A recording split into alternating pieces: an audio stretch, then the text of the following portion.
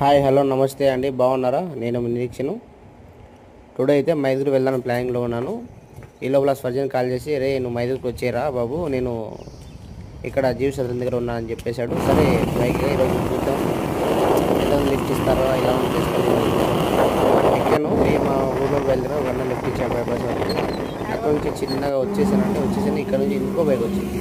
ఈ బైక్ ఎక్కాను. ఎగ్జాక్ట్గా డిమార్ట్ దగ్గర దిగానండి. డిమార్ట్ దగ్గర దిగిన బైక్ కూడా నాకు రెస్పాండ్ అవ్వట్లేదు. కానీ వెయిట్ చేస్తున్నా. ఒక యంగర్ వచ్చాడు. అన్న ఇలా వెళ్ళాలంటే ఓకే నేను లింగాపురం దగ్గరికి వెళ్తాను. అయితే లింగాపురం దగ్గర తిప్పేశాడు. అక్కడనే ఇంకో చిన్న అన్న తింటా అన్న లిఫ్ట్ ఆపాడు.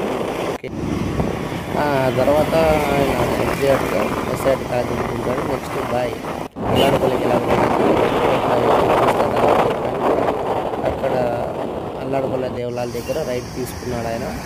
ఇందులో బస్సు వచ్చింది. ఓకే ఇంకా 5 కిలోమీటర్లు ఉంది కదా, బస్సుకి వెళ్దాం అనుకున్నాను.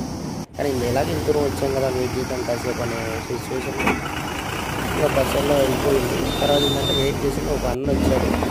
నేనైతే 10 కిలోమీటర్కి వెళ్ళానంటే ఇక్కడ టూర్ పెట్టిన తర్వాత ఓకే అన్న ఇక్కడ కష్టం చూసారా, ఇక్కడ ఉండే హైవే పెడుతున్నారు కొత్తగా, వైజాగ్ టు బెంగళూరు హైవే అండి.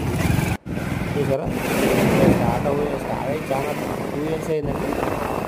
ఈ లోపల అన్న దింపేశాడు.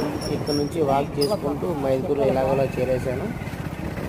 మైదుగురులో ఎలాగోలా చేరేసానండి.